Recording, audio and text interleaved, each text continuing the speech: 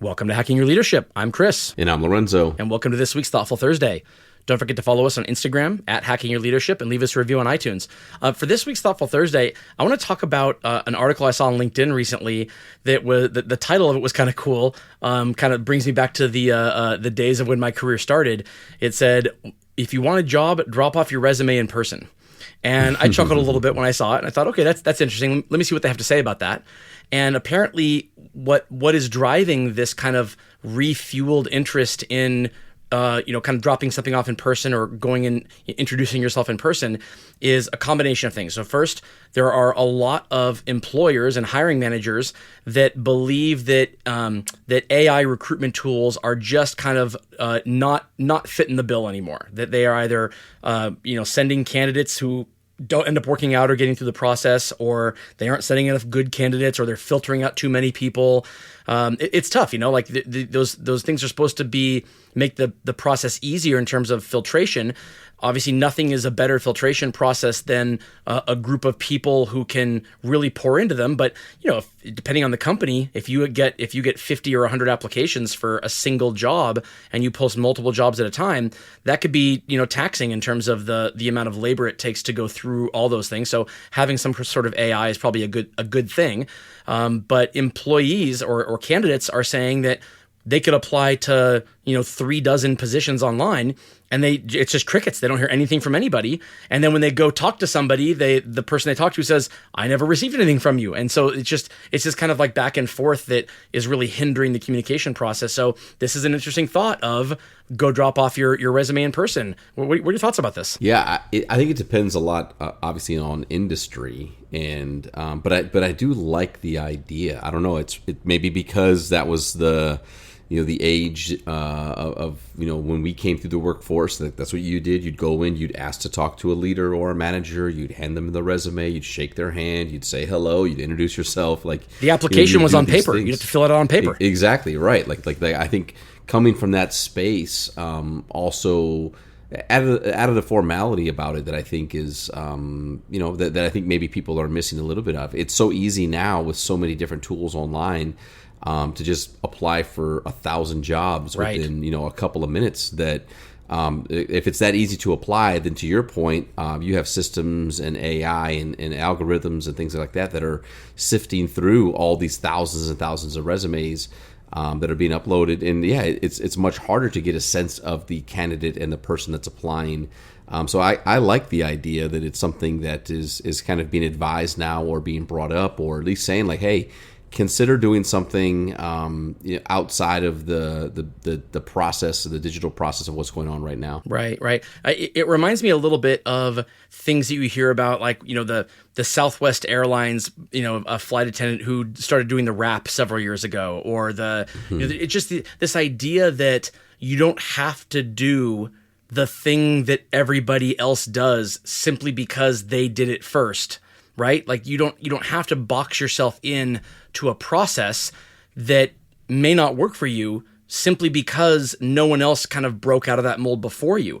I'm thinking outside the box on how to engage with both if you're a candidate looking for a job, or if you are a leader looking for talent. Thinking outside the box on how to start that relationship going is definitely a good thing. I also think that you mentioned kind of the age that we're in. I think the kind of the transactional nature of how a lot of things are going when it comes to remote work is making it so, unless you already have a relationship with a person, if you worked with them in a building for a long time and now you're remote, probably pretty easy to maintain that relationship. But if you're brand new to a company and you literally never see a coworker in person, it's all done over Zoom calls. That can become kind of transactional, and this kind of reaching out to say, hey, I want to shake somebody's hand, or look somebody in the eye, or have a conversation with them. Find a way to set myself apart from potentially hundreds of other people who are applying for the same job. I can understand the desire to do that. So what I want to ask you, Lorenzo, is in your role or in previous roles, have you ever had a person kind of walk up to you and just hand you a resume and say, I'd like to apply? And I'm not talking about back when that was the norm. I'm saying everything's moved online, everything's moved electronically, but someone decides to kind of step outside the box and just go right up to you. I want to ask you like what you kind of did when that happened. But first, I want to give up the word for one of our sponsors.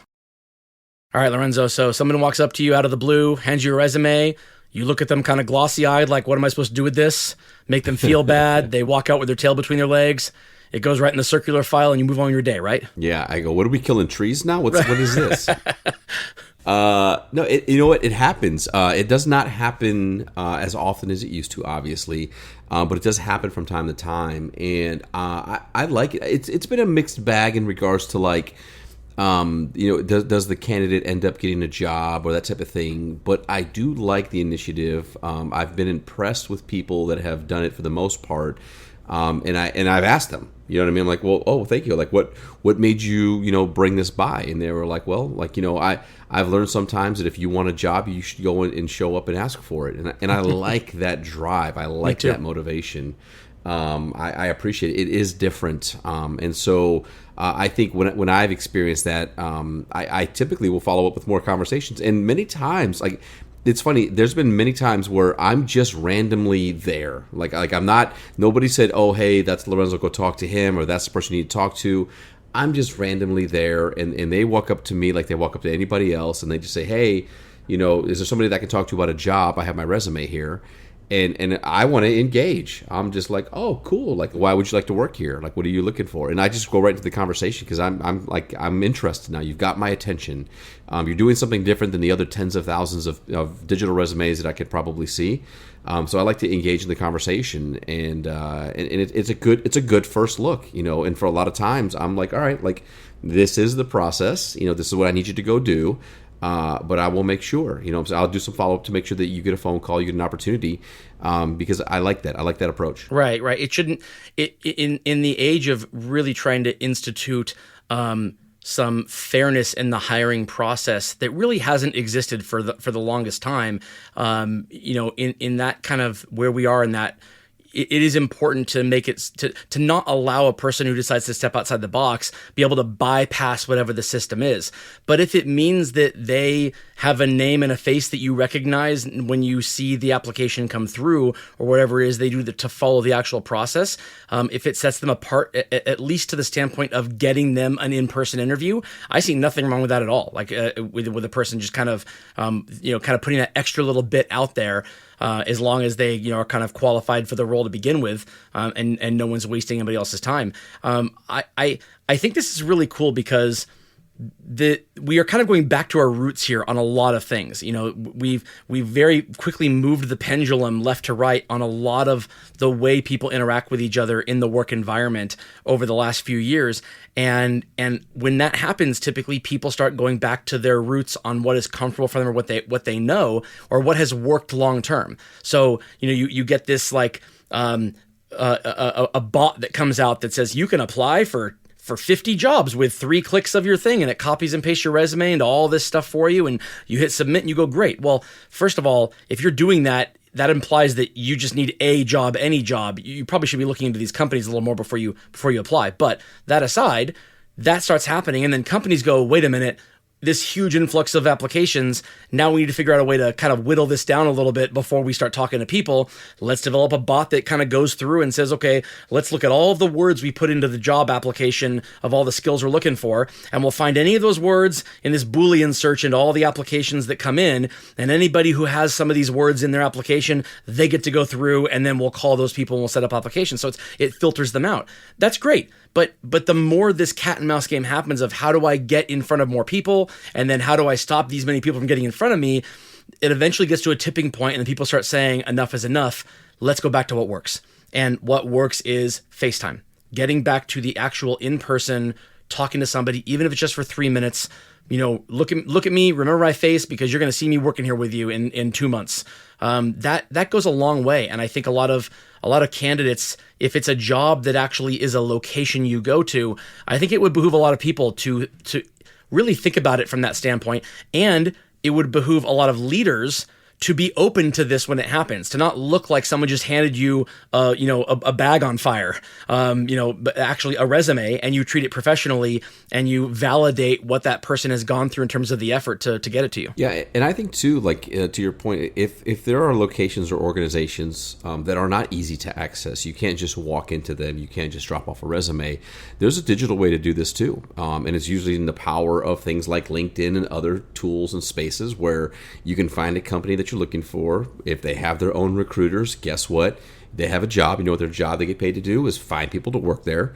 And it's a good way to proactively engage with them and to go there and send messages and introduce yourself digitally. If you can't walk into some place, that is something different as well. That is not just blindly applying for jobs that might be open, but showing some different type of approach that may get you some attention and, engaging with a recruiter or messaging somebody. And again, like, take the time to know who it is. There's been many times in my career on LinkedIn where I just get random messages for people because of the organizations that I work for, thinking that I'm the person for what they're looking to do. And it's just like, clearly you've not done any research or have any idea on exactly what it is that you're doing. I can appreciate the effort, but it's placed incorrectly. So like, if you're looking for a job for a company, I would look for recruiters that work for that company. And go that route, and then engage, and like that's a way that you can still do this without having to show up with a paper resume somewhere. Yeah, I agree with that. I've definitely done this on LinkedIn, where so a lot of recruiters don't have their contact information kind of just listed because they don't want a lot of what you're talking about. They want to be able to be the one doing the recruiting, to reach out and find people, as opposed to having all these people come to them.